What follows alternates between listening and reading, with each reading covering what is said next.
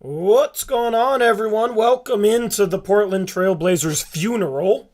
The Blazers today lose the Pelicans pick. And our worst nightmare has come real. It's real. Eric, we lost the fucking pick. Yeah, I'm gonna cuss throughout the stream because this is probably as pissed off as I've ever been on stream before. Just incompetency leads to getting burnt. And this past trade deadline was pure incompetency, and it led to us getting burnt. Absolutely burnt. This trade deadline, in my opinion, now goes down as the worst trade deadline in Blazer history.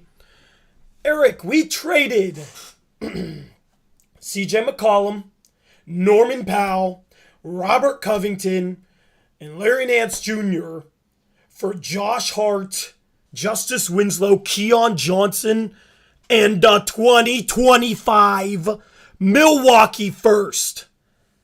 Oh, don't forget we got a few second-round picks. So, yay, some second-round picks. I am absolutely and Elijah disgusted. Hughes, who won't be on the team next year. I mean, nothing else matters, bruh. Yeah. I mean, my lighting isn't set up. I don't care, man. I'll set up my ring light in a second. But, I don't even know what to say. Joe Cronin completely fucked up the trade deadline. And now we're in a terrible situation. Because we didn't get back the only asset that matters for Damian Lillard winning a championship in Portland is Josh Hart, a role player. And we traded a star and 3 role players. And the only meaningful asset we got back was one freaking role player. How the hell do you do that? That's actually impressive how bad Joe Cronin did at this trade deadline, man. And you're going to go into lottery day. New Orleans has the 8th pick from the Lakers. Oh, no. And they're going to get a top 4 pick and bump us from 6 to 7 or worse. Because that pick's going to move up. Yep. This dude was so incompetent of a negotiator that he couldn't use that 8th pick as a backup pick in case this crap happened. The Pelicans don't win this game without Larry Nance Jr. tonight. We had to throw him into that trade. I mean, we couldn't get Trey Murphy. This dude is a terrible negotiator, man. And I felt it before, but I was sitting here praying that it would still work itself out and we get a pick that would be useful. And I was praying that it would be okay that he negotiated like a freaking moron at the trade deadline. But it's not okay, man. When you negotiate like that, you get burnt. And he said he left value on the table. Okay, weasel yourself out of this hole that you put yourself in because you don't know how to negotiate a freaking trade. We should have known this was coming. It's a new GM who's one of the nicest guys in the league, right? Shout out to all the people out there that will excuse anything he does because he's nice, by the way. I don't care if he's nice or a jerk. Like, I want a good GM on my team. But a nice guy, new GM, probably going to get taken advantage of. This dude got absolutely fleeced. Anyway, go ahead, Eric. What are your feelings right now, man? Well, before I start, I just want to ask PDX Born in chat. Please explain to me what cap space we have. How much money do you think we have in cap space? I'd love to hear your answer on that so we can include that in our discussion on that trade. And then let me just thank the donos. Hyperprime with the $2 dono says, is there still a chance? ? No, that we lost the pick. It's over. It now becomes a Milwaukee 2025 first-round pick, which will, as long as Giannis is still alive, will be in the 20s. I was muted. Sorry. Yeah, you're muted. Keep going. Good. I was ranting over you, like, raging. Yeah, I am raging. Why is it the Milwaukee 2025 first? They have multiple picks. And they have all these unprotected picks in the future. Like, it's top 4 protected. Like, you couldn't even get it unprotected just in case it happens to be a year like we just had where Giannis is hurt or something, you know? But yeah. But thanks for the donation, Hyper Prime. But no, we've lost the pick. It's now a 2025 Milwaukee first, and if it is in the top 4, it becomes a Milwaukee second round pick down the road. So, yeah, much less value than the 11th pick or the 12th pick or whatever would have been in this draft. And then shout out to Shaggy Squid for an Australian $2 donation. Nance and Murphy shouldn't even be on the Pelicans. F this. And yeah, we just threw in Nance in that trade. We've been talking about like backup 4-5s next year. Yeah, it sure would be nice to have Nance back, right? And then we didn't even get anything for him after giving up a first a few months earlier. Here's what we did. We threw him in to create a $20 million trade exception. Here's the thing about trade exceptions, though. They facilitate deals. There's no value in a trade exception unless you're taking back a bad contract that a team just wants to get rid of and get no money back. Otherwise, it doesn't have value in itself. You have to attach assets to a trade exception.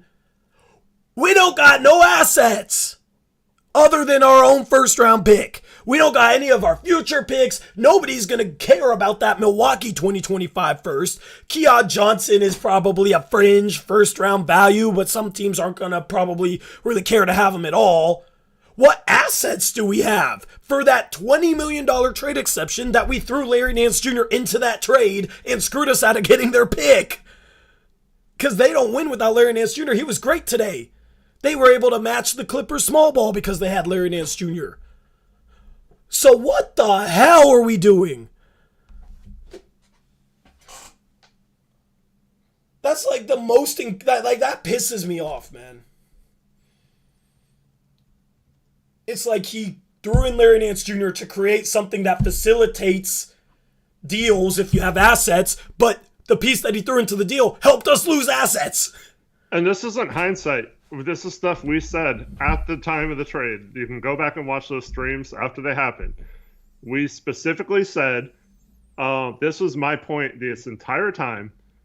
In order to, it's good to have flexibility, but if you have nothing to attach to that flexibility to get talent in here, and on the top of that, right, we have a situation where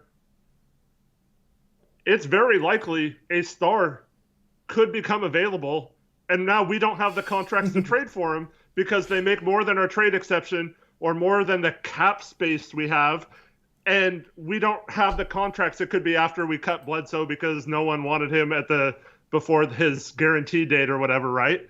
And then we literally cannot match a max contract in a trade because we had to cut Bledsoe to save money, right? So... And we couldn't even trade that for like an expiring pick. Like, so we have dead money on our books too in that case. Like, just an absolute failure. And yeah, this is the problem. Everyone's always like, Olshey sucks because he never takes a risk, right? He always plays it safe, right? But you can't mess up this badly with trades if you're going to take a risk. You have to build in some sort of protection, and Cronin failed to do that. He took a risk. It would have been fine if it worked out, but the repercussions of it not working out, it was just too much for him to do that, and now we're completely stuck. Let me reword that.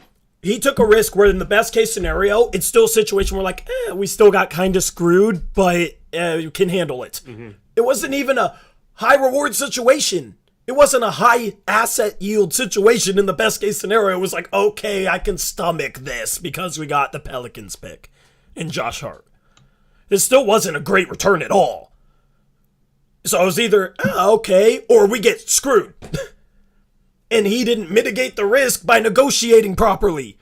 And then all these people just buy everything hook, line, and sinker that doesn't actually make sense if you know the freaking CBA. Mm-hmm. Which makes me wish I never studied the CBA so I could just sit here and be a moron. Yeah, unfortunately had all kinds of people in my mentions about that today.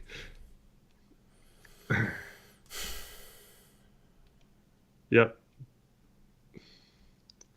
Shout out to, you want to read the donations? Because my voice Kyle Wilson, $5 donation. Let's not forget that Cronin turned down better assets by his own admission because we owed it to CJ. Worst owner-GM combo in the NBA. Sell the team. Please sell the fucking team. I mean, they had their chance. They blew it. I'm sorry, but yeah, everyone's got to go, man. I said this from day one, the afternoon after that O'Shea got fired, right? I said we need Tayshaun Prince. I still stand by that. He's done a great job finding talent and growing that team with the Grizzlies. He's been noted as responsible for basically telling them to take this guy instead of the guy they were going to take and stuff like that in certain situations. And we had a chance to get him. He probably would have came here due to Chauncey. And we put our faith in a guy who has never doesn't know what he's doing and has always been behind the scenes. And I mean, there's no bones about it. Like, he got worked over in trades and he got completely taken advantage of. He was overwhelmed and he didn't know how to negotiate. He pulled off these trades days before the trade deadline. And now we know that there might not have been completely his fault due to some of the ownership meddling or Burt Cold meddling or whatever.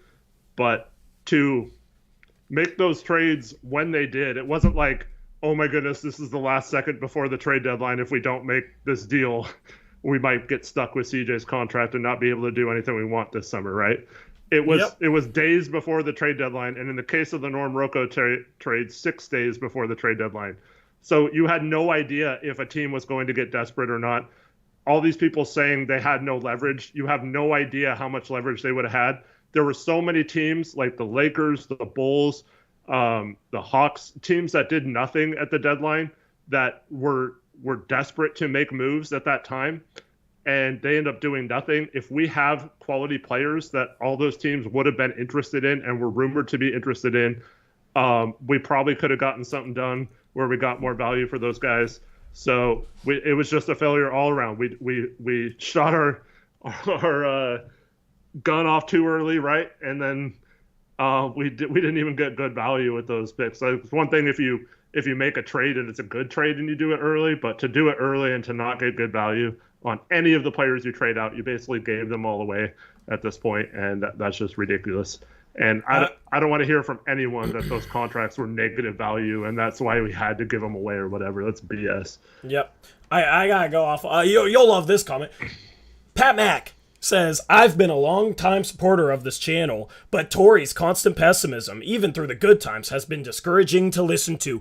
Guess what? I got shit on before the start of the season for being too positive. We were the two most optimistic people. We got shit on. I can confidently say you and I were the most optimistic about this team. Both of us guaranteed a top 4 season. We were both wrong, obviously. And we've admitted that several times, but it's so dumb. It's not constant pessimism, but I just want to say, I just call it like I see it. I'm not gonna sit here and tell you lies. I'm not gonna do it. I'm not gonna sit here and say it's okay. We have $60 million cap space, and we can use all of that and keep Nurk and keep everyone. I'm not going to sit here and lie and bullshit to you that it's all okay, because it's not. And if you don't respect that, I call it like it is, and I call it like I see it, and I'm a true fan, so when I'm frustrated, you're going to know I'm frustrated. I'm not going to hide my emotions, and I'm a diehard fan, and if you can't respect that, then you never actually supported me in the first place, because that's always what I've been about. That's always what I've been about. So don't come here with that crap. Anyway, go ahead. And here's the thing. We got crapped on because we started criticizing Terry Stotts, right? And everyone's like, you guys are so negative, whatever. Well, we were right about Terry Stotts, right? Right? Yep. He was terrible. Yep. He was awful. And people didn't like it because Terry's a nice guy. He's such a good coach. Look at all this overachieving he does with these crap rosters. The roster sucks. Nice guys get every excuse. Right. Yep. And then, so O'Shea, right? Complete dickhead, right? O'Shea is a horrible person, right? Mm-hmm. Gets fired this season because he's just a complete, harassing people and whatever, even though I guess the investigation didn't really turn up much, but they fired him anyway. Just everyone hates O'Shea, right? Including like now I do not like Olshey too. I'm glad he got fired. I'm glad we moved on from Olshey, but people to this day are still blaming Olshey for everything that happened. And why? Because he's a terrible guy, right? None of this is Thought's fault. None of this is Cronin's fault. It's all on Olshey, right? And the thing is, Cronin's a nice guy, super nice, right? He doesn't know what he's doing. He's in over his head, man. And that, I'm sorry if you guys don't like us being negative, but we are, like Tori said, we are telling you how we feel, and we're always going to wear our emotions on our sleeves on this channel. If you don't like that kind of thing, then maybe we're not for you, but we're always going to tell you how we really feel. And Tori and I understand what is happening here, more so seemingly than the people who are actually in charge of these decisions. And Cronin himself joked about it in the freaking press conference the other day. Oh, this Dame knows more about trade exceptions than anyone in this room, right? And it was a joke, but like seriously, like no one knows anything of like what the trade exceptions mean, or like some of our own media doesn't even know that you don't get both trade exceptions and salary cap space and all that crap. So like all this stuff comes together, and like we're frustrated because we had a chance here. We needed to trade Norm. We needed to trade CJ. I was saying that the entire season. Rocco had been lazy and given up on this team. We needed to trade those guys, right?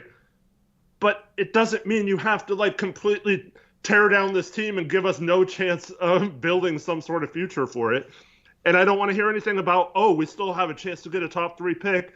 That means nothing. We could have still had that opportunity. We still would have had our lottery pick.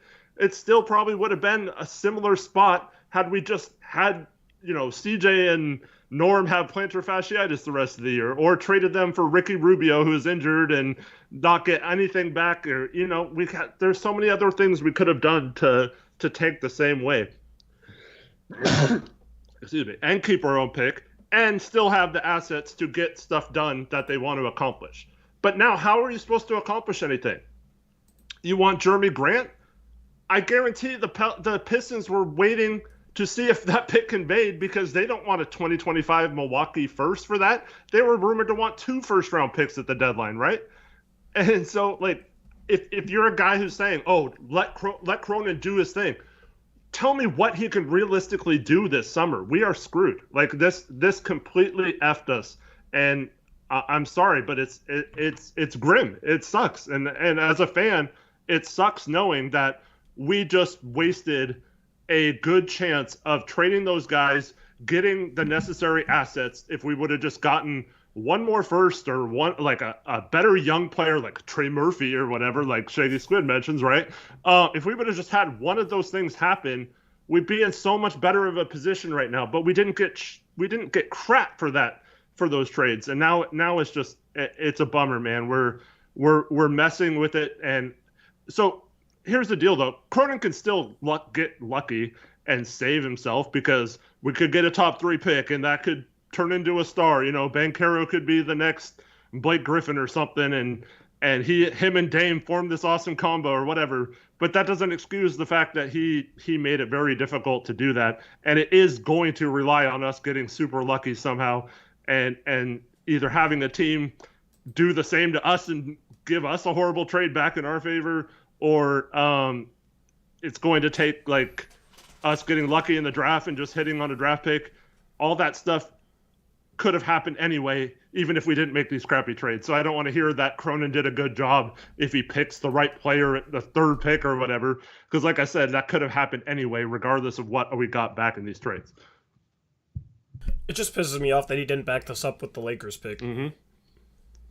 It should have been a situation where we got the Pelicans pick, but if they made the playoffs and it didn't convey, it would be backed up by the Lakers pick that they have right now, and that could have been top 4 protected. And then if that jumps into the top 4, then it, or falls below 10, because below 10 they owe it to Memphis, then it becomes a future first. He could have just done the same deal and just changed the pick protections to mitigate risk, and there would be a solid chance of us being fine and still ending up with 2 lottery picks. Yep. And I doubt that would have made it so New Orleans said no, because at the time it was like, oh, LA's probably going to make the playoffs, and even if they don't, their pick's not going to fall 10th or lower, right? So it's like, oh, it doesn't even matter. I like, just common sense says to me that I can almost guarantee you that that could have been an option if Cronin tried to do that. Because they desperately wanted CJ McCollum. CJ McCollum is the lead guard as a star, 25 point per game, 5 assists per game scorer on efficiency. And you're talking about an unlikely pick protection backup. When we traded for the Pelicans pick, it was 8th anyways. So why couldn't you back it up with the Lakers pick? What? And for anyone saying that the Pelicans wouldn't have done that, one, how is that different than if the Lakers made the playoffs and their pick conveyed to us instead, right? It's the same exact thing. So all Cronin would have had to say is, okay, how about we cover it in both situations instead of just one? And if the Pelicans didn't do it because of that, then you say, I'm sorry, but that's just too much of a risk. And I guarantee you, you hang up the phone, you're getting a call back within 5 minutes saying, okay, they would not have been just saying that because that's how they felt. That would have been a bluff, 100% bluff. And you know how I know why that would have been a bluff?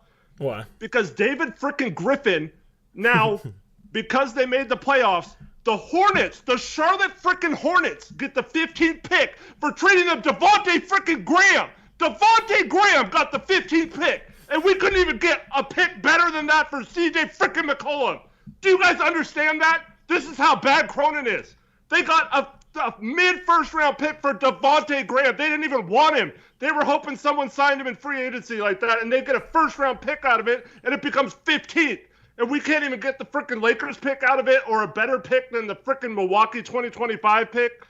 Cronin's terrible. That is all you need to know. A GM that was so terrible, David Griffin, completely screwed that franchise, and he lucks out into CJ McCollum for nothing when he gave up the 15th pick for Devontae Graham. That's almost as bad as Trevin. Sorry, Trevin. Yeah.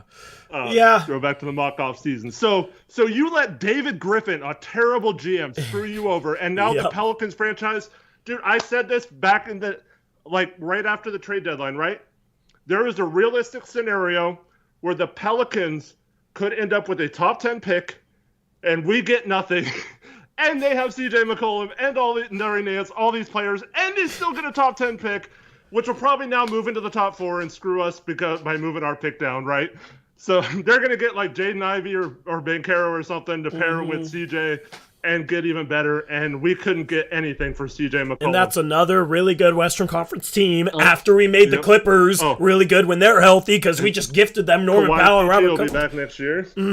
How the hell are we supposed to do anything? I mean, come on, man. Like, not only did we get absolutely screwed and screwed ourselves, we literally propped up 2 freaking Western Conference franchises. Like we couldn't just get screwed by Eastern Conference teams. No, we had to do it with the Pelicans and the Clippers. And yeah, I'm sorry that's negative, but I mean, this sucks. This absolutely sucks, and it's terrible. It's awful. It's like I put so much emotion into this team as a fan, but then it's like I put in so much time as a content creator into this team that it hurts twice as much because I do this channel. I just feel bad for Dame, man, because he deserves better than to have a GM like Cronin right now in this situation.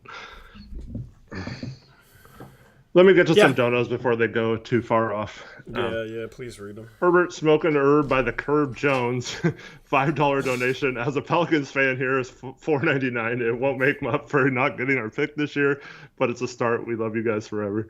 Thanks, I wonder if he thinks CJ's a negative contract. Yeah. Thank you for the $5 dono. Lots of Blazer fans, in case you're still watching and don't know, say CJ McCollum is a negative contract, which is bullshit. So that's fun.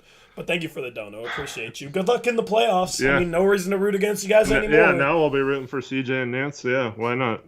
Yep. Hope they screw us over even more. Ginger Crying, $5 donation. You guys crucified me at the end of last season for saying this, but why would Dame stay now? This ship is sinking.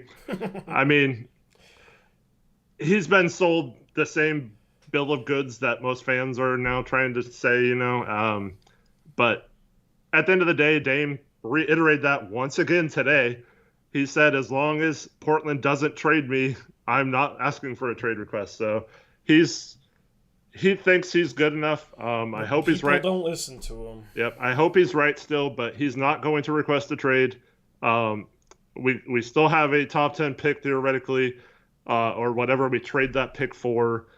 We still have, re-sign Nurk and Ants and Winslow and Hart and stuff, just like Cronin propped up that team because they went on a 4-game winning streak, right? Back before the All-Star break. He specifically we're gonna get to the promised land with Justice Winslow starting. Let's go. So I don't think Dame really even cares that much about this pick. He probably doesn't understand the ramifications as much as most people do, which is totally cool. But Dame still is going to be positive, and we're super lucky to have Dame. I mean, any other star would be like, screw this, I'm out. But thankfully, Dame is different than everyone else, and he's going to stick with it. So we have that going for us at least. Yep. Shout out Blazer Fanaby for $3 dono. Says, you guys are great. Keep up the good work. Thank you. Appreciate the dono. Shout out to Gray Hughes Investigates. What's up, Gray? $5 dono. Says, wasn't there always some risk? Wouldn't we lose the pick as well if the Pelicans got lucky and were in the top 4? I mean, yes, that's true, but how does that change anything that we've said? Thank you for the $5 dono from Gray. Shout out to Kaon Karimi, $5 dono. Says, love your work, guys. Keep it up. But LMAO, Cronin is a clown. I bet you if our pick isn't top 4, Cronin will trade the pick for Jeremy Grant. Yeah, dude, that would be the cherry on top of the shit Sunday, Eric, is, we don't have the Pelicans pick, so, we didn't get a top 4 pick. Okay, we'll trade you the 7th pick for Jeremy Grant. And then we go all in on a roster that doesn't make it out of the first round. And don't have a pick next year and have no other assets to trade that mean anything. I mean, I hope Nasir Little really does become the next Kawhi Leonard. Anyway, you want to read the next one? I don't know. I can't find it, so go ahead. Okay, I got the whole list here. Shout out Alvaro. What's up, Alvaro? Bazan. $5 dono. Says, even if the Bucks are bad in 2025, we still won't get that pick because Cronin is a nice guy. 3+ years of assets out the window for nothing. We got Josh Hart. That's literally the only meaningful thing we got out of the trade deadline. Out of trading CJ, Nance, Rocco, and Norman Powell. The only meaningful thing we got was Josh Hart. Mm-hmm. Some people will say, Keon Johnson, how the hell is he going to play and develop? He's a guard. We have 3 guards. So, it's not... I mean, the best they can do, Eric, this just changes the approach for the offseason. The best they can do is use that TPE to take on a bad contract and try and get a first-round pick. Mm-hmm. Like Bertans and the 26th pick from Dallas or something like that. Like, that's the play now at this point. But it obviously changes the calculation. Anyway. My goodness. Shout out Shaggy Squid, $5 Australian dono. Says, worst part is, even if by some chance Jody shows some resemblance of caring and fires Cronin, what good GM would want to come to Portland after this? Thank you, Shaggy Squid, for the $5 Australian dono. This is not a good situation to come into it. Well, so I kind of have some pushback to that because, one, I mean, there's only 30 GM jobs, so people are going to do it. People are going to be interested in it no matter what the situation is, and also if they paid well. But as long as we have Chauncey, we've talked about that from like a free agent recruiting. That's why guys like Tayshaun Prince, stuff like that, there's a lot of respected GMs around the league, assistant GMs that also really respect Chauncey and would definitely come to this situation, I think, as long as they're on the same page. But that's why I said Tayshaun would be perfect, because they have a good working relationship. They know what it takes to win a championship. He's seemingly available since he's not actually their GM. So that's why a guy like that would be perfect. But yeah, it's I don't think this changes anything from Jody's perspective, because especially if they were the ones that kind of forced his hand in some of these trades.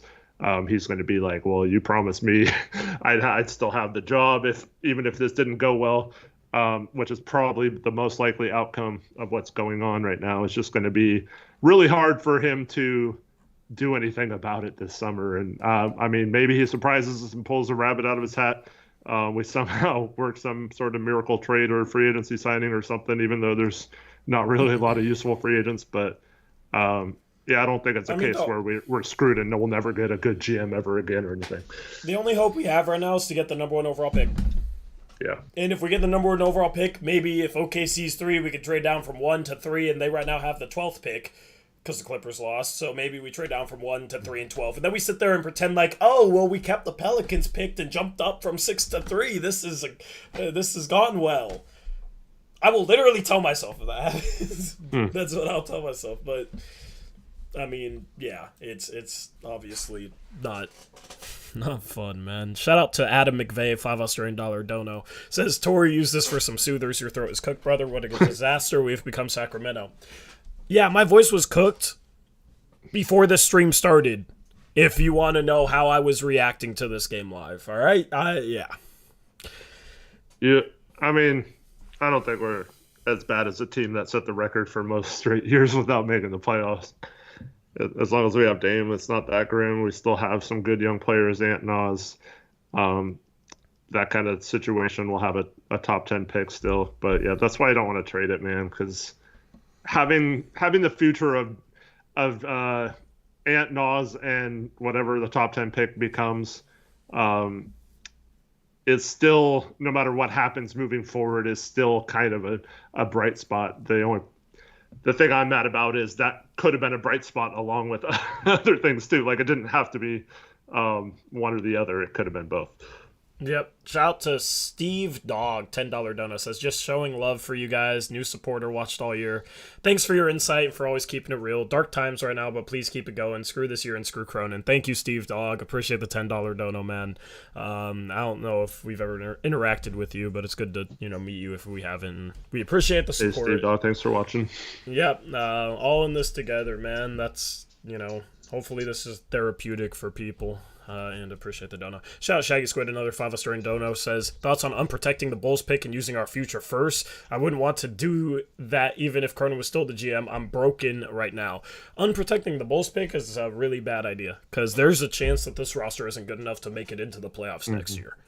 And, you don't know about health-wise if Dame something flares up with that stomach again or the core injury, stuff like that. I am not doing... If I'm the owner, I'm not approving any of that with Cronin.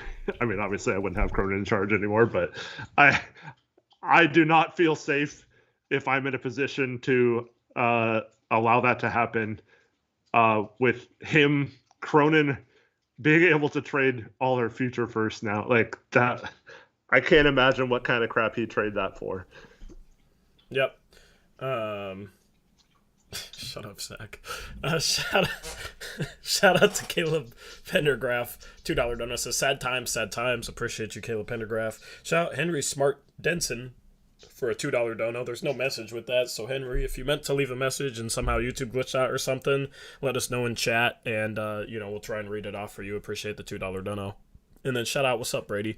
Rip City Brady with the $5 dono. He says, what bridge we jumping off, boys? My heart just breaks for Damian Ollie Lillard. And yeah, I mean, I'm sure I could find a way to spin this super positive and optimistic. I just, wouldn't believe it.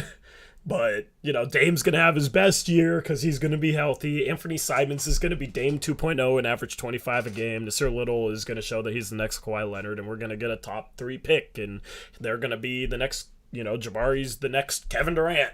I don't know. Like, I could sit here and do that, but I don't believe any of that. This is really, really bad. But sorry. Thank you for all the donos. What's up, Eric? Did Devontae Graham even play tonight? He played a little bit. Did he play in the first half? I don't remember him in the second half at all. I don't think he played in the second half. Yeah, I don't think he did either. Dude, the Clippers had this too. I thought we were good. Lead. Yeah. And they choked. They got outscored by 14 in the fourth. That comeback was so much fun. And then, oh, God, that's just Blazer fandom for you. Devontae Graham, you want to know how many minutes he played? I'm guessing like 2 or 3. 4. 4 minutes, nice. They got the 15th pick for him. And they signed him to like a 3-year deal or some crap too. Why couldn't they top 20 protect it where we still get their why couldn't they have just Bruh, you're telling me CJ is such a bad contract, all this stuff? Devontae Graham, they're not even playing him, and they gave up the 15th pick for him. Like, I don't want to sit here and listen to how that trade is good. Shout out ESPN for playing some weird-ass music on an autoplay ad. I mean, Devontae Graham played 4 minutes. He played as many minutes as Tony Snell did tonight.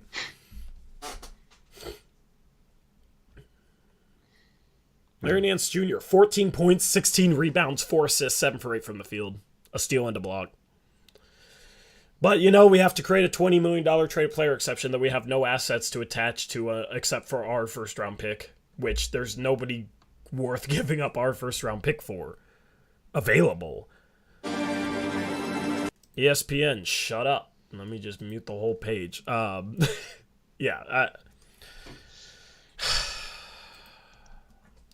It just sucks because, I'm doing the daily uploads and I had content planned around us hopefully having this pick, at least until the deadline, and I'm just really discouraged right now.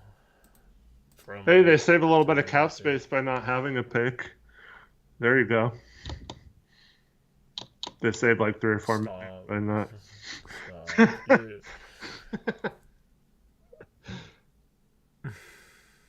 If you want a Money Bates, you just have to have a second-round pick next year. Yeah. Yeah, he's falling off.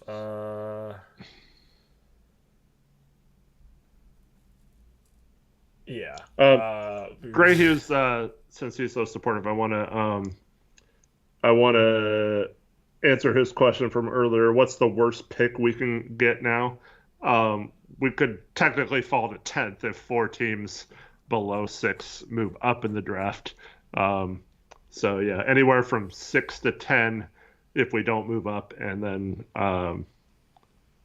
9. Sorry, no, 10. 10, yeah. Anywhere from 6 to 10 with our own pick, and then obviously we can move up to the top 4 as well. So 1, 2, 3, 4, 6, 7, 8, 9, 10 are the options we have. The greatest percentage chances are 7th and 8th. Followed by, I think, one of the top 4, right? Yeah. Something like that. Yeah. Shout out to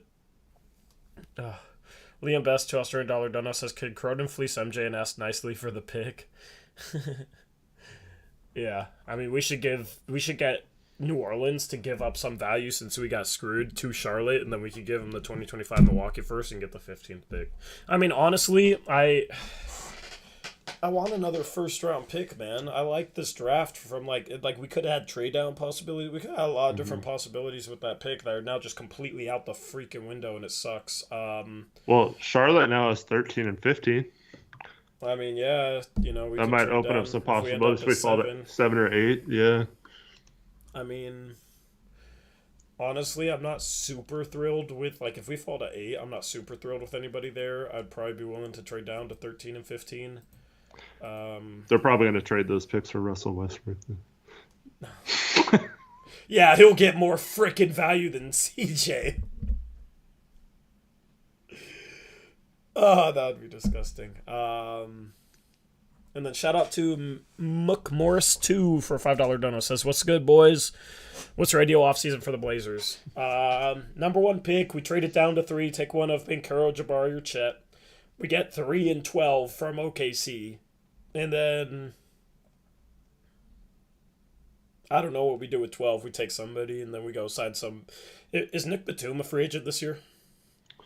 I know he's I would like to bring him back. Signed. His defense was phenomenal today. I think he signed for multiple years because he signed 1 year. Yeah, I mean, try and get him. We need a on-ball defender, and he played great on-ball defense. That was 2020. I don't know. I mean, that's kind of the best you can hope for at this point, realistically, and that team's still not a contender. He's got a player option for $3.3 million next year. He's not. I don't think he's taking that, but we'll see. I just remembered something else that pissed me off, Eric. Oh, what's that?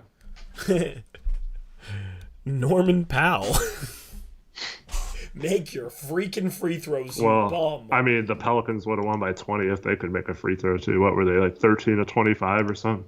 Yeah, but the Clippers were 22 for 34, 65%, so they weren't good either. But like Norman Powell just played like a he had a one hot stretch, and outside of that was just absolute garbage all night. No assists in 24 minutes, no surprise there. Only played 24 minutes. He wasn't in foul trouble or anything. Yeah, I mean, maybe that dude wasn't worth anything because he wasn't worth anything tonight. That's what I'm gonna tell myself. God.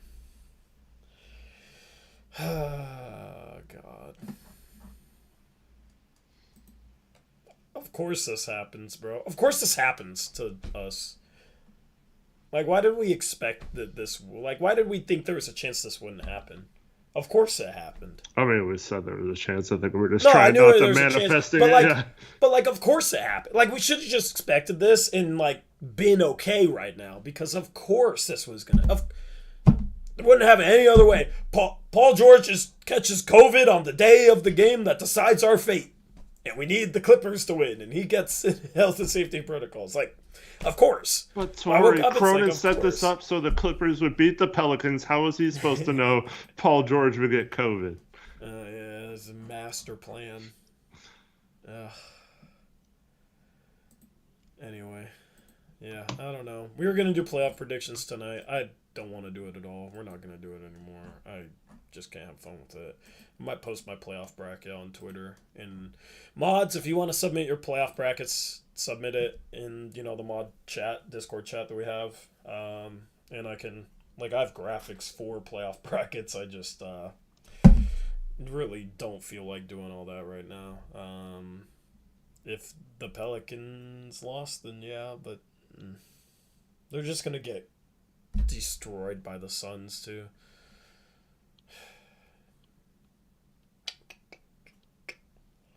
Zach, yeah, just send me your bracket in the mod chat. Mods, just send me your playoff bracket. Just type it out, and then I'll make a graphic for it, and I'll tweet it, and I'll come up with a scoring system, and we'll keep score. And we'll do that. See ya, Power Dog. Did you read Gray Hughes' investigations donation? Not his latest one. Greg Hughes Investigates, $5 dono, says, I will donate $50 at the end, if not in top 5. I am excited about our team and our pick. If Dame buys into the style, lights out, boom, watch.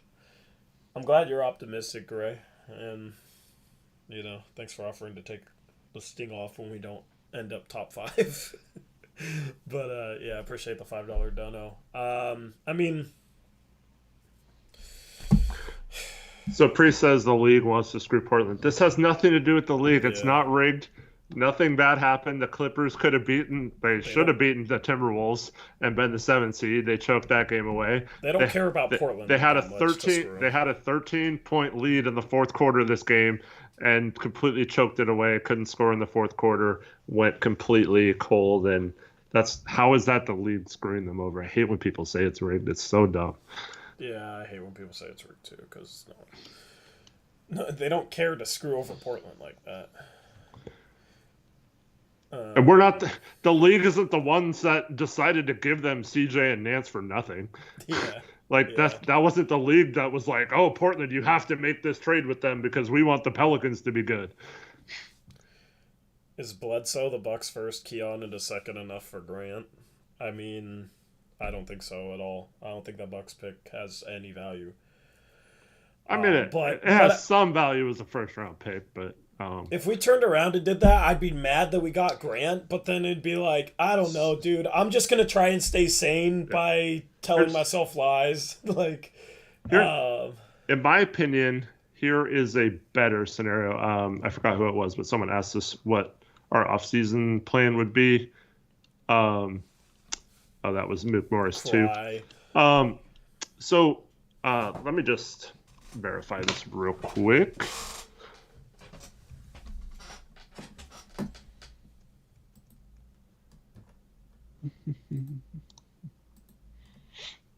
All right. So PJ Washington guy that was rumored at the deadline to be available for a first-round pick. Only makes $4.2 million, would fit into our trade exception. I would be looking at that exception, for a lower one, so we wouldn't have to waste our $20 million one. So I would be looking at a guy like that for that Bucks pick. If we trade it, I mean, I'm fine with keeping it too and not trading it. But get a guy like that still has some upside, a good shooter, could be a good either backup or starter, and just add pieces that way. Maybe it doesn't even cost a first if they, get in a situation where they don't want to pay him, or maybe it's a offshoot of a Russell Westbrook trade for them or whatever.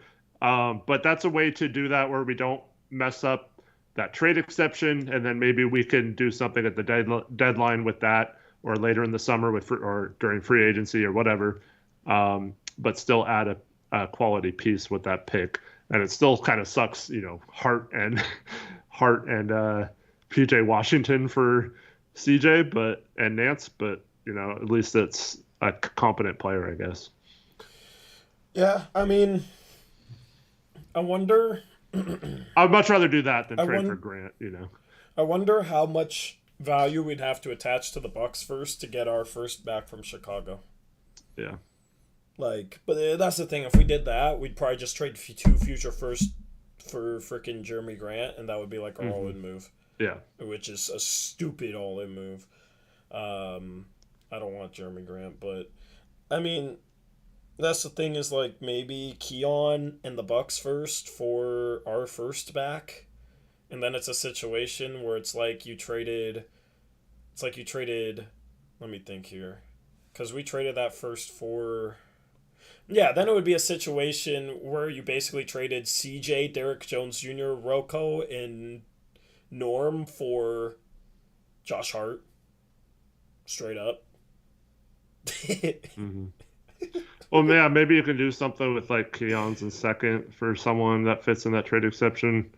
It doesn't necessarily have to be PJ Washington, but someone like that, that a team doesn't value. Would say that again? Keon in a second for what? Keon and all our seconds for maybe some team. I don't know if they would do that for PJ Washington, but a player similar to that in a situation that's not getting minutes or something. Maybe you could find someone there. Yeah, would 2 seconds in the Milwaukee first maybe be enough for Chicago, do you think, or is that still not enough? I think that would probably work, but especially if it was our second this year. But I don't. I wouldn't want to do that. Yeah, and I don't want any part right now of getting our picks back. I'd rather just keep that there as a safeguard. Because honestly, if we would have had all our picks this year when Cronin took over, that would be a nightmare, man. I cringe at what would have happened at the trade deadline if he made these bad of trades. We would be we would have given up 4 future unprotected first and ended up with nothing out of him. Dude, you know what's funny is we would have traded 2 firsts for Grant, right? We would have traded all the value we got back from CJ and Norm and Rocco and Nance for Grant. Mm-hmm. And people would be saying, well, you couldn't get anything for Norm and CJ. They're negative contracts. And then they would say, oh, that's a great trade, trading for Jeremy Grant. It's funny how you have these freaking morons out here. Sorry, I'm not in a nice mood today. Okay, tomorrow I'll say these misguided. Okay, I'll just say that now. Screw it. You have all these misguided people, Eric, that think that CJ McCollum and Norman Powell are on bad contracts and are negative assets. And they want Jeremy Grant, who's making $20 million and then is a free agent next year and is going to want a max contract. They want to pay Jeremy Grant a max contract, but they think CJ McCollum and Norman Powell are negative assets. With Norman Powell's making half of what Jeremy Grant would make, and CJ McCollum was making pretty much the same thing that Jeremy Grant would make, and is a far better player.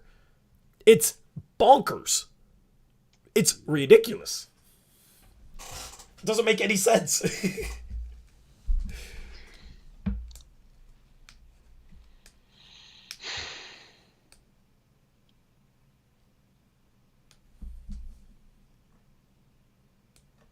Anyway.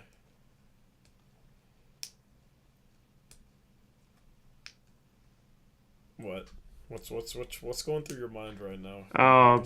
Priest mentioned he who should not be named, and Of no, course. yeah.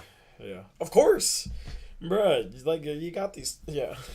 I mean, I don't want to say. I'm not going to say anything. Just, of course. Dude doesn't know what he's talking about. He quote tweeted 503, and it's hilarious. Did he? What did he say? I don't want to give him any... Is he being an asshole? Yeah, kind of. Of course he is. So, anyway.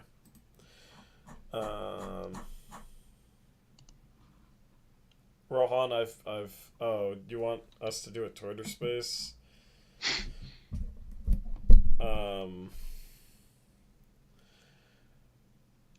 Maybe after the stream. I don't know if I want to do one on stream. I just have, like, I'm out of energy after everything tonight. Like,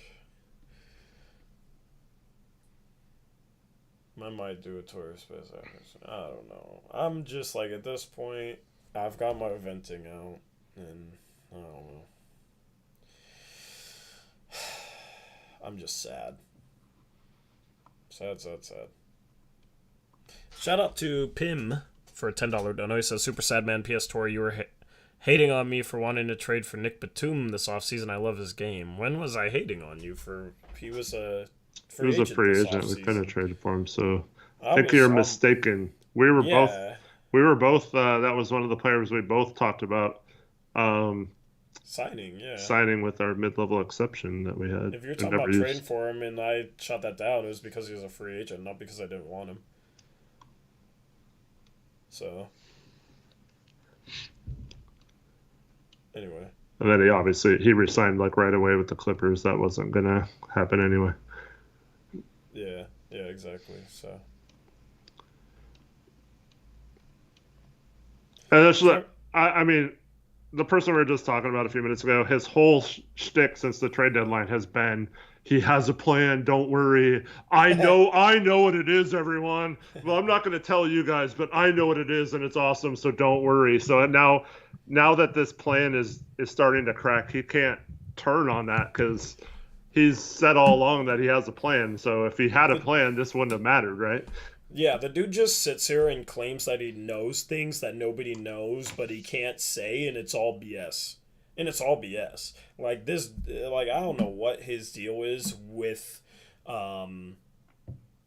his like just his appearance to people, but he always tries to act like he himself is extremely important and knows all these things, and you just couldn't know the things that he knows, and you shouldn't question it, and if you question it, you're an idiot.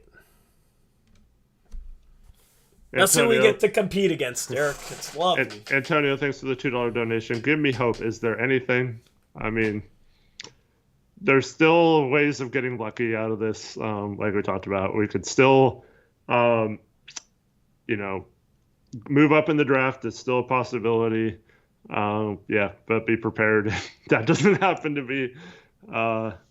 Still most likely we get 7th or 8th, not up. So I just hate that because Olshey was, such an asshole that people will defend anything that Cronin does. Mm-hmm. And it will all get pinned back to Olshey. Like, I had an analogy. I'm just going to read it off. It's a weird analogy. My analogies are always weird. While you're looking that up, let me just finish. Like, so we have that. We have, we'll have a mid-level exception, maybe a tiny bit of cap space depending on who we keep. We can re-sign a lot of guys. Maybe we'll get Ant on a good contract. That's much cheaper than CJ. That allows us to maybe make some other moves that we wouldn't have made with CJ. Maybe we make some sort of trade where we get some sort of asset for taking on a contract that ends up turning into something good. Like we wouldn't get Herb Jones, but we get like a player that we weren't expecting to be good like that and then becomes really good. Maybe we get lucky that way. Maybe Nas and Ant become, all-star level players. I don't know. Just, there's hope still. Like there's a chance this could work out. It's just the degree of difficulty for all those things having to happen for it to be somewhere where you're building towards a championship roster just became very unlikely.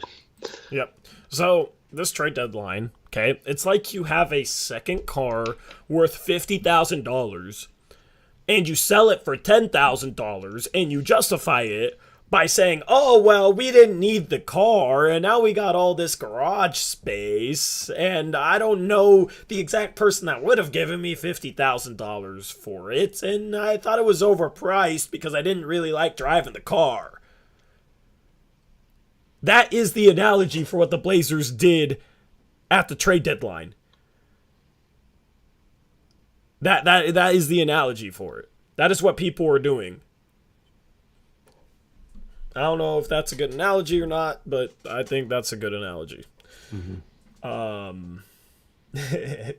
Zach says Tori be like, this is like when your two ex-girlfriends are fighting over you and you bet your house on the less attractive one to win, but then the more attractive one wins and it makes you feel worse. Zach. What? I don't know. Okay. I just started reading it. I didn't know what it said. No, that's not. No, my analogies are a little better than that. Shout out Gray Hughes Investigates, $5 donor says Nas and Simons dramatically increased their games. Hart is very good. Dame will feel young gun. Nurk playing great. Build on that. Be happy. Well, guess what? We could add all that and potentially the 8th pick if he just backed it up with the Lakers pick, which I'm pretty sure he could have done. Yeah. Like, we should be able to add a lot to that because we traded a lot. But instead, we can barely add to that. The only thing we have is our pick this year. That's the only thing we have to add to that. We should have gotten a first back for Norm. We should have gotten at least a second back for Rocco. We should have gotten a lottery pick back for CJ. It should have turned into the Lakers pick. And we should be sitting here talking about, oh, well, we got a pick potentially at 8. Hopefully it doesn't move up. Okay? And we got a pick around, like we could have had the Cavs pick. Well, that didn't convey. Yeah, but they've traded a lottery-protected pick. Maybe you could have negotiated that down to 12. Maybe they make the playoffs with Norm instead of LeVert. Yeah, maybe. And you could be sitting there talking about, Norm got hurt too, but maybe he doesn't get hurt. We could have been talking about having the 6th, 8th, and 15th picks. Just by getting decent value back. Not even anything great. Just decent value back. Instead, we have the 6th pick in 2025 Milwaukee first. Hopefully Giannis leaves, I guess. But isn't that top 4 protected? It's top 4 protected, yep. Yep. So even if it ends... I believe it turns into 1 second if it... Let me get the exact details of it now. That it is actually irrelevant.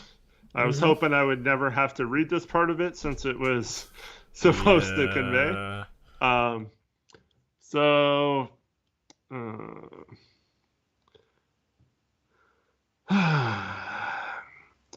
the New Orleans Pelicans will instead convey Milwaukee's 2025 first protected selections 1 through 4 if it falls within the protection range. Never mind. Get this story. If it falls within the protected range and not conveyed, then New Orleans' obligation to Portland will be extinguished. We don't even get a second-round pick if that happens. We could have legitimately traded CJ straight up for Josh Hart. I mean, I love Josh Hart, but he's not CJ, man. Come on now. But it's also like, okay, so once again, like, people try to argue things that aren't mutually exclusive, right? Josh Hart could be great for us next year. Like Gray Hughes said, I'm excited about those players. The problem is we had an opportunity to have all those players and put pieces around them that could potentially lead us to contention. Yep. And that was absolutely the path. Josh Hart, in your rotation absolutely makes you better, right? And this was Cronin's way of saving this franchise, for saving the timeline for Dame. He had an opportunity to do that, and he failed miserably. And that's why we're so mad. But there was the thing. And Hart is a good player. I love Hart. I was like one of the first times we talked about players that Chauncey would like, I brought up Josh Hart, and I've been talking about it all season. Like he's going to be good for us. But around the league, in trades, if you would have pulled all 30 GMs, not one of them would have traded CJ McCollum for Josh Hart straight up, right? I mean, the Pelicans didn't even, because they tried to give us a lottery pick possibly if it didn't work out, right? But that's the worst part about the protections is by not protecting the Lakers pick, either one of two things happened, right? You either were assuming the Lakers would not fall, right? You're assuming they would end up beating the Pelicans, right, if you're Cronin, which is stupid to assume anything, and that's what makes you a dumb GM for not accounting for all angles and all plans possible and for injuries and things like that happening, or just a complete just disaster dumpster fire by the Lakers, right? You have to account for that. But the other thing is, too, in a situation where they don't make the playoffs, with how things worked around the trade deadline and the teams that were going for it versus the teams that weren't, it was very likely if they didn't make the playoffs, it would be because the Pelicans, we made them good enough to make the playoffs, right? And that's what we've been worried about since the trade deadline. And so that scenario played out. And to not think about that in trade negotiations and not say, hey, but because if they said no to, it switching to the Lakers pick if the situation's reversed, then you say, look, in that situation, obviously that means CJ worked out for you because you'd be in the playoffs, right? So how are you going to accept the fact that you made a great trade? You got CJ. He was everything you wanted to be because you wanted to make the playoffs. You had that happen, and we don't get compensation for giving that to you?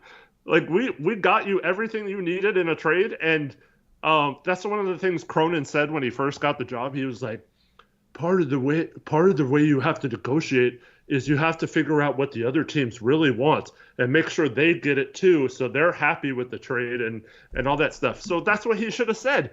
He should have said, hey, look, if this works out for you, you have CJ McCollum and you got into the playoffs with him, and you're set up in the future because you have him, you have Zion coming back next year, all this stuff. Like, we'd be screwed if you make the playoffs in that scenario. So, like, come on, man. Like, I'm not going to make a trade and make that happen to where you're completely set up and you keep your pick and we get nothing out of it. I mean, come on, David Griffin. Like, that's not going to happen.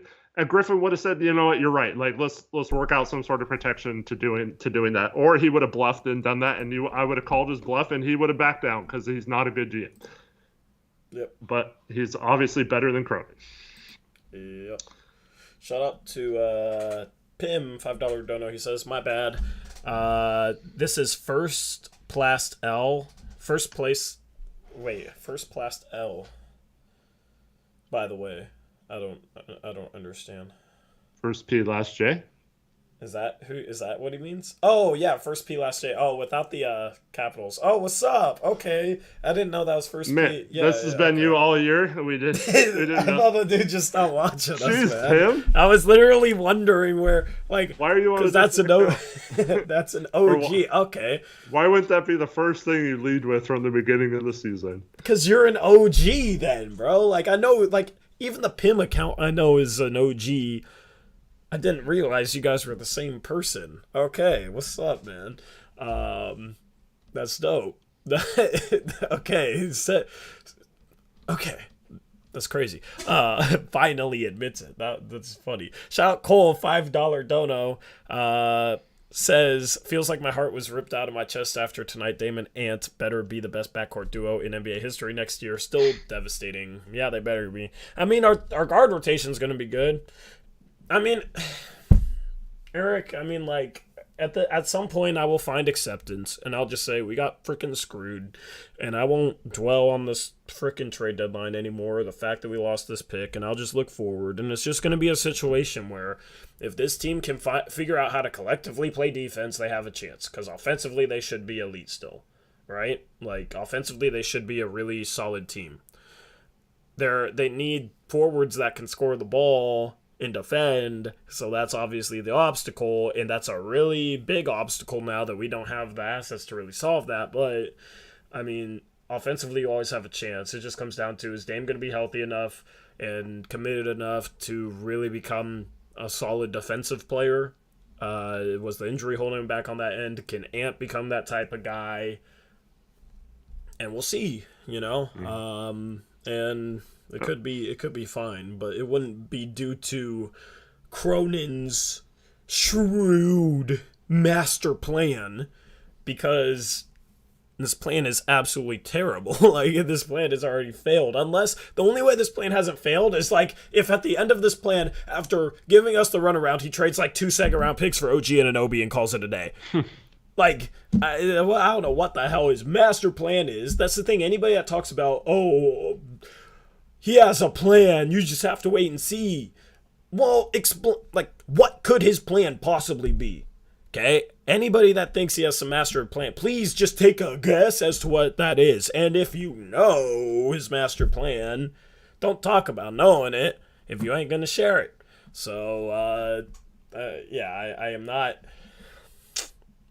I don't know. I don't see where he goes from here that makes this plan worth it. But if we can figure out how to play defense, I guess we could be okay. And if we get lottery luck, it just sucks because it's like... I was like, lottery was going to be a big day, and it's still going to be a big day, but it was going to be a big day because of that Pelicans pick. But I guess, I don't know. Like, yeah, I don't know. Shout out Pim, $5 dono, says, yeah, I'm shy. No need to be shy, Pim. You're an OG. We appreciate you. Thank you for the donos, man. What were you going to say, Eric? I mean, it's going to put a lot of pressure on Chauncey to fix the defense with, to help. And it's also going to mean, I think, because of this, it's more likely that players like Hart will have to play more at the 3. Winslow will definitely be in the rotation at the 4. Stuff like that is going to play out a lot more than it maybe should have. It might not be bad. It's just I think I was hoping to have those options, but also more. I don't think we'll have trouble filling out the rotation with decent players. The problem is we need more top-end talent. Because we have avenues to get role players. We'll have the mid-level exception. We'll have the biannual exception. We can maybe get a role player like the Pelicans got with Herb Jones with the 36th pick. They drafted him at 35. And I feel like it's a situation where we'll be able to fill out with our rotation with decent role players. It's just, how do we get the top-end talent? It's really hard to get top-end talent. Cronin even admitted that at the exit interview that he did. But the problem is we traded a guy who, if you don't think he's a top-end talent, he's pretty damn close, and you traded him for now you, like, sure, Simons can replace him, but it's like you need to figure out how to open up a door for Simons to become one of those guys, you know, fill the CJ McCollum role, be like a top-end guy like that, and then you need to turn CJ McCollum, who's a top-end guy like that, into a top-end guy at a different position. The problem is this trade, it guarantees that we haven't done that. We got a really, really freaking good role player out of it, but we needed to get a really, really good role player and then another really, really good role player at least in order to justify trading the better talent in CJ McCollum. I know he didn't fit and whatnot, but here's the thing with small markets. It's all a game of managing assets and creating value out of assets as well as you possibly can. That's what New Orleans did with this trade. They traded a role player in Josh Hart. They needed a lead guard. They were desperate for a lead guard, especially a lead guard who, you know, star caliber player that would embrace New Orleans because players typically don't. And they got that guy. CJ is perfect for them. And they got it for a Milwaukee first 3 years from now and a role player. They manufactured asset value out of that trade monumentally. And they're in a good position because of it. They have all these future picks, and they're in a great spot. So that's the thing when it comes to small markets. You got to manufacture asset value, and we took a massive L in terms of asset value at the trade deadline, and it just makes it that much harder in order to get the top-end talent to potentially make us contenders. And it's just frustrating because you want to, I mean, we're not going to sit here and say CJ should have landed us Giannis or Jokic, right? Yeah. Like, we're not dumb, right? He doesn't have that kind of value. But what we, at the very least, wanted was a chance, just even if it's a 1% chance, to get the next Giannis or Jokic, like, in like this draft or the next draft, right? Not some draft 3 years from now that doesn't help us at all, right? So that's what I wanted to have. And by having that 11th pick, like Ballhog says, why do you guys care so much about the 11th pick? It's because it's a chance. Like, there's a chance you draft someone, you hit a home run there, and it completely changes your franchise. You get the next Devin Booker, or Klay Thompson, or Donovan Mitchell. Yeah, exactly. And so, yes, I know it's unlikely that we pick that guy and it works out perfectly, and we end up with the next Rudy Gobert or whatever with that pick. But like, the hope was there. If it like having that pick meant hope, right? And now we don't have hope. And so now, I mean, like, the hope is, I mean, Jokic was a second-round pick, right? And he was pretty good towards the end of his middle of his second year, I guess. Like, you could definitely see stuff, and that exploded his third year. So, like, I guess, like, you hope, like, you get lucky on that. But like I said, we had all those picks anyway. So we gave up CJ. We weren't going to get a top-end player for him. Like, we weren't going to trade him to New Orleans for Brandon Ingram or whatever. Yeah. But the hope was that we'd get the next Brandon Ingram, and we didn't even get that. Yep. So, don't spam this, but there's a comment that says, how is it hard for Portland to get top-end talent? How did Toronto get Kawhi? How did OKC get Melo and PG? Enough excuses. Let's all just boycott going to Blazer games for a change. I don't agree with that, whatever. But how did the OKC get PG? They traded Victor Oladipo, and they traded Domantas Sabonis, who a year earlier they drafted with, guess what, Eric? The 11th pick. I mean, yeah, so whatever. Oh, and they traded a guy in Serge Ibaka who was thought of to be kind of washed, and they traded him to Orlando because Orlando was desperate for like a veteran or whatever, and they got that.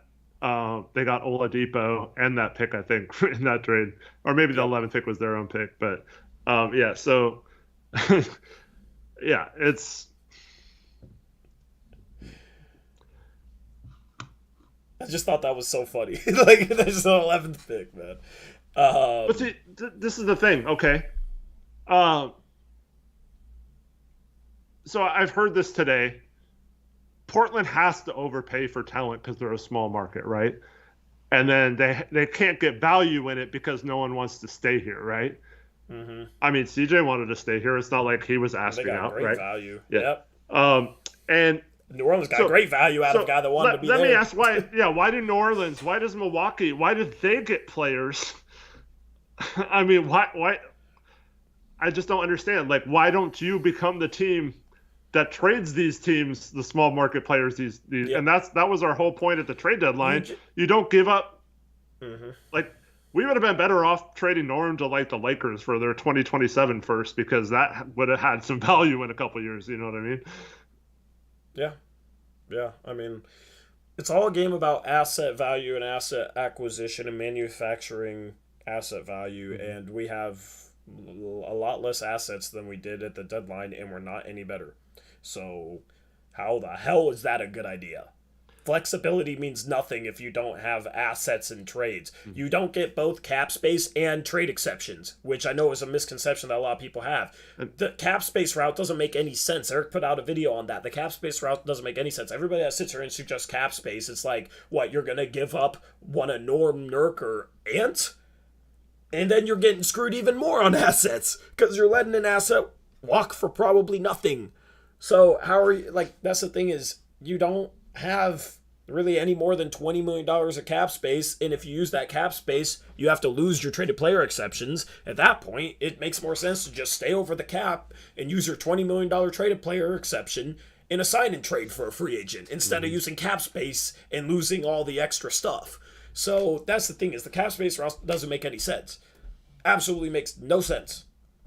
And I'm tired of people suggesting it. And here's the other thing that pisses me off about the deadline. If they made the CJ McCollum trade and the Los Angeles Clippers trade with Rocco and Norm, if they combine those deals into one deal where both the Clippers and the Pelicans got the same exact thing back, Portland would have gotten a $30.8 million trade player exception instead of a $20.8 million trade player exception. Mm-hmm. If they just combined the two crappy trades together, they could have. But no, they made them separately. Like, it's just pure incompetence on every single facet. And that's the thing with small markets that have been successful is they figured out how to have a competent front office that made the right moves and built a team. And we didn't have, I mean, Oshie was okay, but he wasn't one of those guys. And Cronin, it's obvious at this point, is not one of those guys. Is not one of those guys. He's not a James Jones. He's not whoever's running the ship up in Milwaukee. He does not have that shrewdness to him or that negotiating ability. It's very obvious already. So, we're stuck. And you know how I know Cronin doesn't have a plan? How? At the exit interview, what did he say? Oh, we don't necessarily have to hit a home run this year. It might take several summers, right? He's already hedging that he knows he might not be able to do anything this summer, right? Mm-hmm. He already knows he's screwed. And here's why. All this cap space, everyone now thinks we have cap space. Jason Quick puts out an article, oh, we have $30 million in cap space, right? Woj or Bobby Marks or whoever tweets right after the trade deadline that we can make up to $60 million in cap space, all lies. But then you have Cronin talking. Who did he mention as for sure being on the roster next year? I know he can't say that, but like he mentioned them every time he brought up the core for next year, right? Yeah. It was Nurk, it was Ant, it was Josh Hart, right? All those guys, Hart would have had to have been cut to get anywhere near enough cap space to do anything. Ant would have had to have been let go to have cap space, or like a significant amount. And Nurk would have had to been let go. And all those guys, if you re-sign those guys, you don't have any money. There's no cap space. It's all gone. So, and then if you want to throw Ingles on there, I know you didn't mention Ingles and he's going to be hurt or whatever, but their plan all along, they've said, is to re-sign him. So, you can't have it both ways. You can't have all this flexibility, but then also say you're going to re-sign all your own guys too. And he does not have a plan except for to re-sign those guys and just pray or hope that someone comes available. And especially now, I mean, maybe his plan was to get Jeremy Grant with the Pelicans pick, like it was rumored. Let's just say that was true, which we'll never know now. But let's just say that was true, right? That was his plan. Fine, at least he had a plan. But that was like it.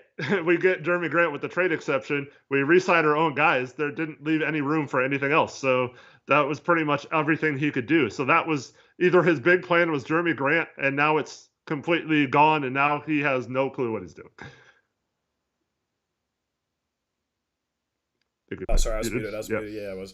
But here's the thing, right? If that happens, people will just spin the excuses. Oh, well, nobody became available, or it takes two teams to make a trade, and, he got really unlucky losing that Pelicans pick, and, so there's nothing he can do about that. Yep. It'll be a million excuses because he's a nice guy. And that pisses me off. I'm tired of freaking Blazer fans and certain media members and podcasters that just, if you're a nice guy as the coach or the GM, you get every freaking excuse in the book. It's so soft and it's so ridiculous. I don't care. Like, I don't want somebody that's treating people bad in the front office. So I guess I shouldn't say I don't care about that, but I'm not going to, if you're the nicest guy in the world, but you don't do your job well, then it's not good enough. Because what is Cronin's job? His job is to try and build a contender here. But here's the thing. Maybe that doesn't matter to ownership. Maybe it's like, oh yeah, try, but just clean up the front office culture here. Which, okay, yeah, that needed to happen, but I want ownership that wants to win a freaking championship as badly as the fan base does, as badly as our best player does. I want ownership that's bought into that.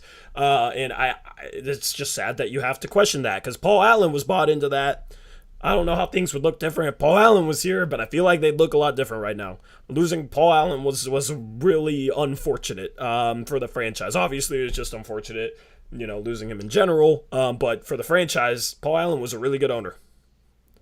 And now we're stuck in limbo because we don't know how bought in and invested this ownership group is into actually having this team compete at the highest level. So, cool, Cronin's a nice guy. I'm not going to sit here and give him a bunch of excuses if he does a piss poor job, which is what he's done so far. And I'm not going to sit here and let him being a nice guy affect my thinking in a biased way for him. And I'm not going to sit here and just because somebody's an asshole, if they're an asshole but they do a good job as GM, I'll sit here and say, oh, as a GM, they do a good job. As a person, they're an asshole, but as GM, they do a good job.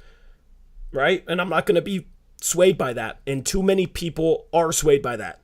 And it sucks. So over the summer when we hired Chauncey, right? What was a lot of those people's problem that we didn't hire a certain person, right? Yep. And who was that person? Becky Hammon. Right?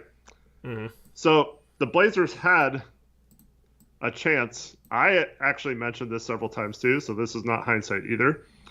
We had someone we hired, a black female as our director of basketball strategy working directly under Neil Olshey, and that's Asia Jones.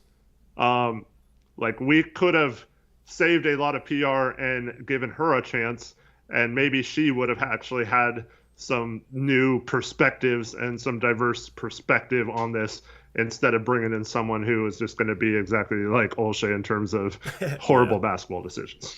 Yeah. So I would have liked to give someone just completely new and been a forefront that way versus doing this crap. Yeah, I mean, it's not it's pretty hard to do worse than this. You know what I mean? If you're trying, I don't know how you could do worse than this.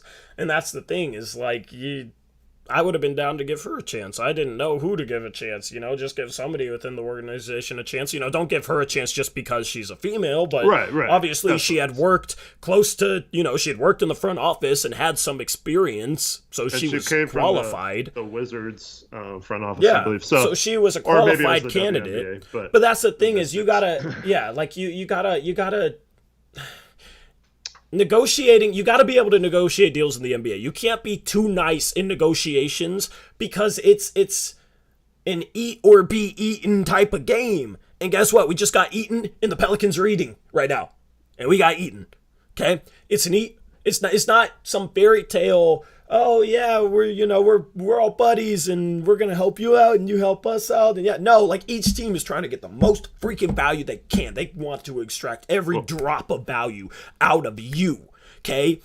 Yes, you're working on a deal and it's a partnership for that deal, but it's not, that's the thing. Most GMs, they're just trying to do what's best for themselves. And they might have to give up something you want or cater to your needs, but that's why it's called negotiating. If you go into a pawn shop and try and pawn something, they're not going to say, oh, well, you know what? You seem like a cool guy. We're going to give you 50% what we were going to offer you. No, they're going to try and get the most asset value they can.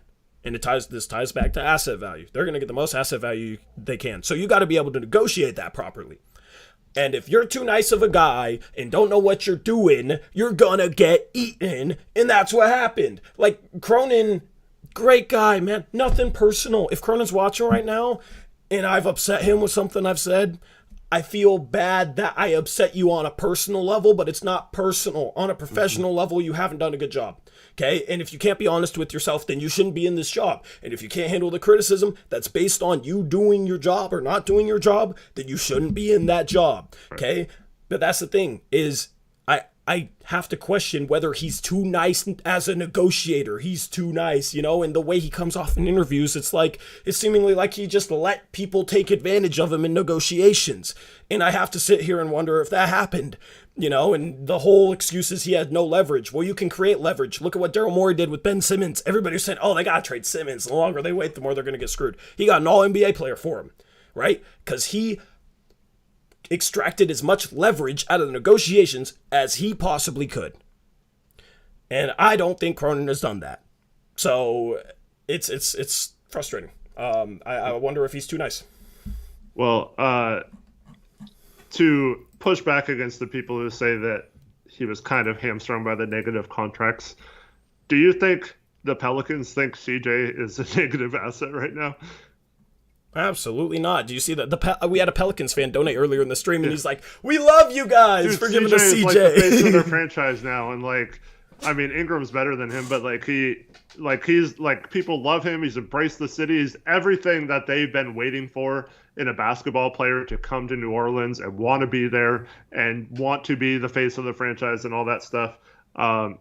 So they were, I guarantee you, David Griffin, even though he's like 60 years old, did a backflip after hanging up the phone into that conversation, right? And then in terms of Norm and Rocco, their freaking GM said in the press conference, like guys like Norm who are locked up for multiple years at such a good value do not come around very often to be available. And not only did they become available, but they got him for nothing, right? And then they got Rocco thrown in too. Like those contracts were not bad. They had value around the league, and I don't want to hear anything about it because directly from all the GMs in charge. So Griffin will tell you that CJ's not a negative asset. The Clippers will tell you that the contracts they got aren't a negative asset. And Cronin himself said that he left value on the table directly out of his mouth. He left value because he wanted to make sure those guys got to a situation that they were going to be happy in.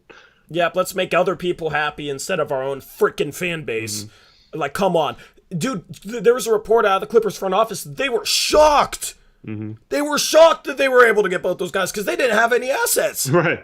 And they were shocked that they were able to get not only Norm, like they were surprised that they were able to get Norm. Yeah. No, he actually said that, Tori. Trevin has the direct quote. I didn't think we'd be able to get someone that good on that good of a contract with the assets we had. But all these freaking moron Blazer fans that listen to moron media members or moron podcasters want to give Cronin every excuse in the book and crap on Olshey, so they are so biased that they're sitting here spewing freaking lies that it's a bad contract when, dude, no, it's freaking not. You look at Duncan Robinson, what's he making? Joe Harris, what's he making? Those are players of similar caliber to Norman Powell, right? They're not bad contracts. Like, people don't pay enough attention to contracts. They're too biased. And when you have your GM saying that he gave up value and the other GM saying we were shocked at how much value got out of this trade, guess what? You got fleeced and there's no excuse for it. There's no way around it. But these freaking fans drive me nuts, man, because they'll sit here and try and spin it some completely other way. Like, it's so... It's just, yeah. Oh, God, dude. It's so freaking frustrating for me. Gray Hughes says sometimes you have the hot girlfriend, but are not good for you, so you have to get rid of them for your sanity. But bad analogy. As the master of girlfriend analogies, that's a bad analogy, Gray. Sorry. In sports, if you have a hot girlfriend, you cannot not trade her for a different model. Like, you know what I mean? Like, you can't just get nothing for dumping her. So, like, sports is different in that sense. It's not the best analogy because if you have the top end talent, the supermodel equivalent of a basketball player, you can't just be like, oh, you know what, it's not working out here, let's just waive you and be gone with you. There is such a thing as addition by subtraction, but these players we traded, even if they were kind of malcontents within the locker room, that's unverified, I'm just saying, even if they were, you still had value for them in a trade, and you still could have accomplished the same money things. That's the other thing is like the salary cap, the trade exceptions all could have been the same, or in your, like you mentioned earlier, better flexibility if we did some things differently. Well, he says, I would rather have nobody than a psycho girlfriend. Well, guess what? A psycho girlfriend is a negative asset to your life. CJ McCollum and Norman Powell aren't negative assets. So that's why it's a bad analogy. Like, you can have a 10 out of 10, but if she doesn't make you happy, if she makes you more upset, if she makes you sad, she's having a direct negative impact on the state of you, okay? CJ McCollum, Robert Covington, Norman Powell weren't having a direct negative impact on the Blazers organization. They were positive assets that you could have gotten stuff back for. More than they got in the trades that they gave them up in. So, I mean, but no, that's the thing, Gray. he says, yeah, not the greatest analogy, but sometimes you just cut bait and take what you get to move forward. Portland's not in a position where they can give up value on the dollar. They don't have enough assets, right? The step one was cutting bait with guys. Step two is building a contender around Dame, right? You're taking a step back to take 2 steps forward. But if in turn, taking that step back, if you're not getting enough asset value out of those trades, you're not going to be able to move far enough forward to complete the second goal. That's not just the one goal, is just cutting bait and moving on. No, you're cutting bait so that you can rebuild the team into a contender. And in the process of cutting bait, they got back so little that I don't think they're going to be able to really come close to building the team into a contender unless they get lucky in the lottery this year and that player's a superstar, right? But that could have happened anyway. That's the thing, is their execution of step one hurt step two, okay? I was down for step one, but I wanted them to do step one in a way where they could give themselves the best possible chance at executing step number two, and they didn't do that. So that's why I'm mad. Here's what happened, sorry. And I want to apologize ahead of time for anyone that doesn't like this, okay? Wait, hold on. Let me think of Dodo before we get whatever the hell is about to come. I'll give you another second because I'm scared. Don't forget it. Liam Best, $2 dono. He says, our new second international scout finds Ethiopian LeBron. Hopefully we find Ethiopian LeBron. Maybe we can bring in Brazilian Kevin Durant and Bruno Caboclo. Thank you, Liam Best, for the $2 dono. Okay, Eric, where are we going with this? All right, I got the perfect way to incorporate Gray Hughes' analogy. Oh, God. Cronin had the hot girlfriend, right? Yeah. Got rid of her for nothing, right? Yeah. What did that girlfriend do? What'd she do? She went around, whether this is true or not, but told everyone he has a small penis and it sucks in bed. And now he won't get any girl unless he pays for it. So now we have to overpay for anything we want to bring in. If we ever want to be with a hot girl again, they're going to have to overpay for it. And now he can't get any normal girl ever again because he messed up and kicked the girl out, and now she ruined his reputation all across the United States, and now he's screwed. So Cronin's got a small penis and he sucks in bed. Oh God, that's gonna get clipped by all 5 of our mods and Reese. Is this a personal story? No, where does this come from? I'm taking it out. That's why I say Cronin, man. Oh man! All right, yeah. See, good girlfriend analogy, Eric. I'm proud of you. You've learned from the best. But yeah, that's funny. Oh my goodness. So now, yeah. Yep. Anyway. Good job providing this, Gray. This is on you, Gray. This is what happened without you, Gray, so I appreciate it. And some people probably don't appreciate it, but you know what? It's content, at least, so... Oh, man.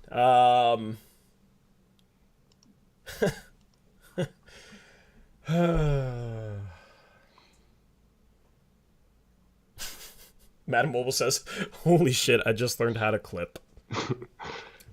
Great. Dude, my face is so hot right now. It's too hot in here. Anything else for the stream? I'll probably cut this off in the next 5 minutes or so. No, thank everyone for watching. Appreciate it. And we'll starting next week, we'll be back to our normal Monday, Thursday, 9:30 shows, and then from there, we'll have the lottery stream on May 17th, and then we'll also look for Tori's daily video uploads. If you haven't been looking at those, make sure you check those out. Yep. Zach, if you're posting YouTube clips, post them in the timestamps section of the Discord. That would be greatly appreciated. Help me make stream highlights. Maybe we'll... I don't know if I'll put that one in history. It might be a little too much for a video. Yeah, let's not. Let's not highlight I know. Okay, yeah. This is for all the people that sat in this there. Let's keep it between us. It was a funny thing that we can all share, but let's not. Okay, chat. Yep. Okay, chat. This is between us and all 175 of you. Okay. This is our secret. They're just yeah. What an analogy.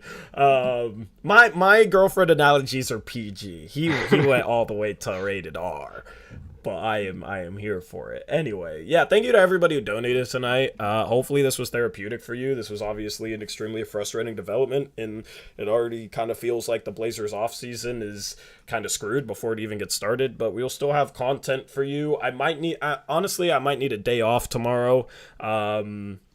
And then I'll post a mock draft on Sunday. I'm thinking I was going to post a player profile, but I'll just push that back. I just think I need a day away from making content about this team and thinking about this team. So probably no upload tomorrow, but then daily uploads right after that. So I'll get a mock draft out on Sunday and then a mailbag on Monday. And then we'll continue on with the player reviews. I already dropped 3 of them, so if you've missed any of them, go over to the main channel. If you're not subscribed to our main channel, Blazers Uprise, definitely go and subscribe to that. I just posted the link in the chat. That's where we're posting all our videos and where we have our huge eventful streams during the off season. And then this channel is where we have our twice a week streams, just a little smaller channel and a little side thing. The reason I started this channel in the first place was just to stream random stuff on it, but it's become a whole other entity of itself. So subscribe to this channel if you haven't. Subscribe to the main channel. Follow us on Twitter at ToryJonesYT. Our Twitter handles are in our name tags. Eric's at HoopsJock. The channel is at Blazers Uprise YT. Very frustrating situation, but now the NBA playoffs start, so we get to watch some playoff action. Maybe that, takes some of the sting off, just to try and sit back and enjoy basketball and not worry too much what the Blazers have to do over the next couple of days. I'm just going to try and, let this go and try and just, whatever happens. It's almost like a point where we're so low right now that only ways up, right? And we'll see whatever this plan is, and we'll see how it plays out. And, at this point, I feel like I got out everything I wanted to say, everything I wanted to vent about, and I'm just going to try and relax over the next couple days and not worry too much about anything. So I gotta go get my car fixed and handle some other stuff. So I'm just going to check out mentally from this team over the next couple of days. But I'll get back to getting content to you on Sunday. Anything else, Eric? No, thanks everyone for watching. Have a great evening and a great rest of your weekend. Yep. Thank you to everybody who donated once again. Really appreciate the support. And have a good rest of your night, Blazer fans. It's a tough one in Blazer land, but hopefully there's a rabbit out of a hat somewhere down the line for Joe Cronin. Until next time, as always, peace out. Go Blazers.